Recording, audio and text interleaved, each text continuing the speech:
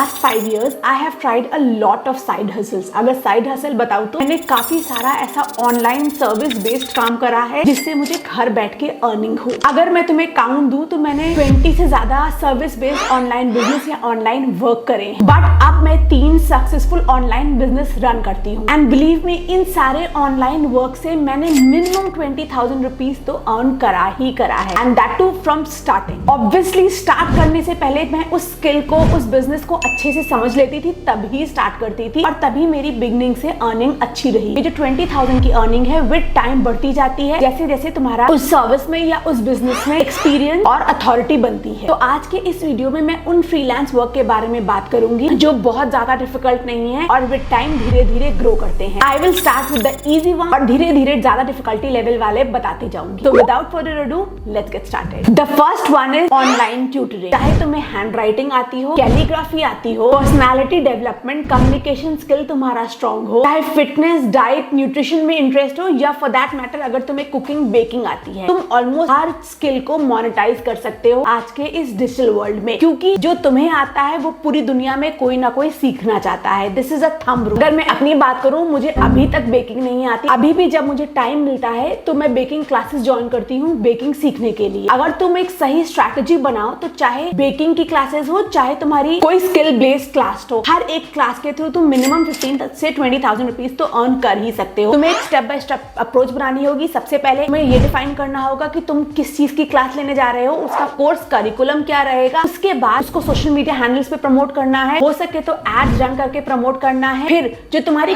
Class का price है उससे तुम्हें डबल देना है। सपोज अगर तुम 500 की क्लास रखते हो तो तुम्हें उनको 2,000 रुपीज की वैल्यू देना है। This is the whole mantra of online tutoring. इसके बाद आता है something that is very similar to online tutoring, that is online teaching. यहाँ पर तुम्हें स्टूडेंट्स को पढ़ाना हो सकता है, उनके असाइनमेंट सॉल्व करने हो सकते हैं, उनको एग्जाम सपोर्ट या होमवर्क सपोर्ट देना हो सकता है। This is totally academic based work. अगर तुम्हारा एकेडमिक स्ट्रॉन्ग है, तुम ग्रेजुएट या अंडर ग्रेजुएट हो, you can become a online tutor. मैंने ऑलरेडी बहुत सारे वीडियोस बनाए हुए हैं, you can go and watch them to learn more about online tutoring. इसके बाद the third one is becoming a podcast editor. अब तुमने सुना होगा आजकल स्पॉटिफाई पे, इनफैक्ट यूट्यूब पे, ऑडिबल पे काफी सारे पॉडकास्ट के सेशंस होते हैं। इंडिया से बाहर तो इसका बहुत ज्यादा ट्रेंड है, इसीलिए पॉडकास्ट एडिटर्स की डिमांड बढ़ती जा रही है। अभी तक इंडिया में आई वुड से अगर 10,000 लोगों को खड़ा करें तो उसमें से 5-6 लोग ही पॉडकास्ट एडिटर्स होंगे। तो if you are planning to learn a skill, learn this skill, because अभी तुम्हें फर्स्ट मूवर एडवांटेज मिल सकता है। The fourth one is social media marketing और branding. I know if you are somebody who is less than 50 years, तुम social media तो scroll करते ही रहते होगे पूरा दिन। तो अगर तुम सोशल मीडिया स्क्रॉल करते हो तो तुम्हें खुद ब खुद समझ में आ जाता है कि सोशल मीडिया पे क्या चीजें चलती हैं, किस तरीके के लोग पोस्ट डालते हैं, किस तरीके के लोग रील्स डालते हैं। तो तुम उसका फायदा उठा के एक सोशल मीडिया मार्केटिंग का कोर्स कर सकते हो यूडेमी से, और उसके बाद क्लाइंट्स लेना शुरू कर सकते हो। It is very